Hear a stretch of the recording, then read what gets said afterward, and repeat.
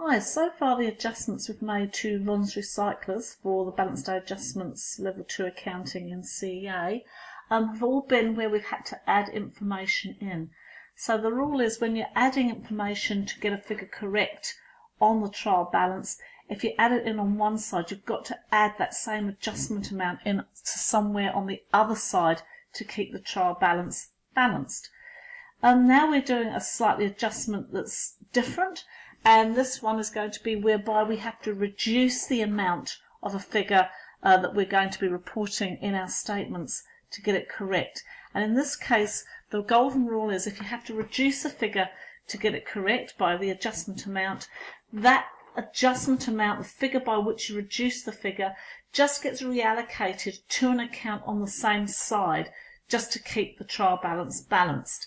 So today's adjustment we're looking at is writing off of a bad debt. This bad debt of 230 is to be written off. So that's currently sitting there in the accounts receivable balance. And currently the accounts receivable are at 3,230. Whereas that accounts receivable figure, therefore, technically, because we're not going to receive any future economic benefit from that written off amount, should only be reading $3,000. So what we have to do is we have to subtract 230 from the accounts receivable figure to get it correct for our accounts. Now the adjustment that you have to do, therefore, is the 230 is somewhere on the same side of that, in the accounts on the same side of that trial balance. You have to take it out of accounts receivable and add that 230 into accounts on the same side. So the 230 adjustment is required, and what we have to do is, there we go, take it out of accounts receivable, and what we're going to do is take the 200 of that accounts receivable as a bad debt expense, because that's the amount we're losing, and the GST portion of that accounts receivable we are now going to include as GST receivable and claim that back from the unknown revenue, because we're never going to collect that on their behalf, and they're probably expecting us to collect it in, so we're just going to back that one out there and now call that a GST receivable, and that's the claim back from unknown revenue. So as you can see, the adjustments there, minus 230, and that amount, because I've reduced the accounts receivable, has just been reallocated down to accounts on the same side. So there's our trial balance. Our old adjustments that we've already done so far are still left there in blue, and this is the current adjustment. Minus 230 from accounts receivable, add 200 of that, reallocate 200 out to bad debts expense, that's the write-off, and the $30 GST receivable is the other portion, which still will make that therefore still balance that trial balance. Let's go and have a look at the journal and how that works out. So remember, your journal is what changes you've made to the accounts listed to put through the adjustment. You are basically rewriting the adjustment made to the trial balance figures, but you're writing out neatly in the format that is required. I'm just going to get rid of this down here so you get a clear picture. Off we go. So accounts receivable was on this side sitting at 3,230. We've taken off 230. Now remember, these accounts are debit by natures. If I add to them, I debit them. Now I'm negating 230 of that, or taking away 230, so that is a credit to the accounts receivable account. So this is actually a negative on the debit side, so it's basically a credit. So that can bring them over to this side and drop it down, and there's my 230. But here's my pluses on these sides, so those drop down 230. Where am I putting that debit to? Bad debts. Where am I putting that GST to? GST receivable. And where is that minus 230 on the debit side, so a credit is going to accounts receivable, and it drops down there. But if you do your crosses there, you're always going to get it the right way around, remembering that journals always match each other, debits and credits. So then let's go and have a look at how that will look in your general ledger accounts. So your accounts receivables here, your accounts receivable figure there, if I ask you to do a general ledger, basically remember that's the history of what's gone on in the box, okay, under that name. So for example, accounts receivable here, I already started with 320, so that's my 320 there. that's the balance that's already sitting in that account receivable account.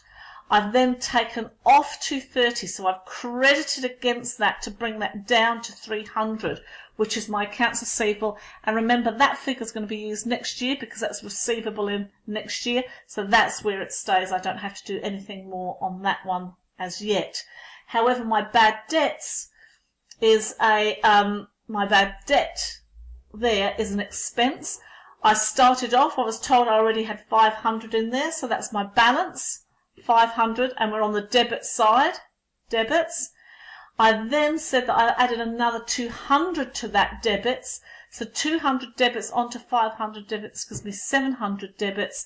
And remember now that's an expense which has to get cleaned out for the end of year, so I can start my new accounts next year from scratch. So all my expenses in this case have to be taken off and summarised into the income summary account. So how do I get rid of a debit balance of 700? I credit 700 against it to bring it down to nil.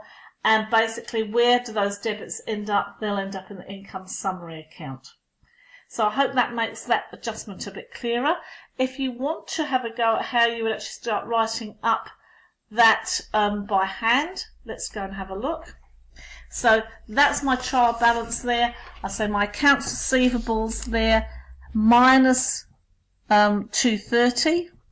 Okay, so that's a negative on that side. When I negative out, I just reallocate. 200 was bad debts, so that's a plus into bad debts, and GST on this side is my $30 plus down there, so that's my adjustments there. If I want to line up my journals, and remember, the magic way is if that's your T there, draw your T on your journal because it just should reflect what you've been putting there on your in your journal boxes there, and those are debits and credits, just much as they are debits and they are credits. And what I have done is here, let's start with these ones here, my bad debt account, I've plussed 200 in, so 200 there, write it up neatly. GST 30, and that represents that 30 down there. And I've got a negative on this side, which is a credit. So that's my credit side there. It's the same as if I'd taken over there 230 to my accounts receivable. Okay, so that would be my journal. A bit messy, I'm sorry about my writing, but that's what you'd have to do in the exam, and it's a pretty good way of being able to just drop those figures down and get it right away and know that they always balance up. If I were asked to do the ledger account then for that, you're giving a ledger account there. Remember, it's just the history of what's gone on under that particular title. So, for example, there, if I was asked to rewrite what's happening in my accounts receivable account, I would name it accounts receivable, because that's my rewrite of what's gone on there, accounts receivable. My date is always at the balance day. There we go there. And basically it said I started off, that's what I was given in the initial trial balance before I started doing any changes. So you write balance and you put that in there, and it's 3230, and it was on the debit side, so we know to write that debit there. That you get a mark for, writing that down if they don't already give it to you. Then the next thing I do was I took off 230. So to counteract all the debits, credit 230. And remember, if you get stuck, that's the same T that you've been doing there. Okay? So that's the same T. So remember, it was a negative on this side, so it comes over this side here. Debits, credits. There's a negative on the debit side, so it's a credit. Okay? And that has a function of reducing that to that many debits. The only outstanding thing there, if you put this credit in here, you have to say where the opposing debits went to, what accounts the opposing debits went to for that credit going there. In this case, this is my debit and this is my debits, so I'd say bad debts and GST. That's where you'll find the other side of that entry, and that's what I have to write there. And then for my other account, say the bad debts account, remember this is my expense account, my date. Okay, I already told in the initial balance sheet that I had 500 debits sitting in there. So 500 debits. Okay, what did I do to it? I added another 200 debits. So remember, this is just like my trial balance T there. So I added 200 debits to make that 700 debits. Okay, that's a debit to, what I've got to say there is, where is the corresponding credit? What account did that go to? It was accounts receivable.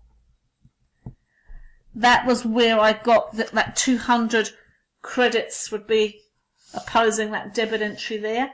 And then remember that this is an expense account that has to come down to zero. How do I get rid of 700 debits? I put in 700 credits against there. And then, because remember that's debit credit, that's out on there. And so basically I said, okay, and where would I be sending off? If I take the debits out of here, where do I send them off to? Income summary account. And that is the end of that. And so hopefully now you can do a write-off of a bad debt.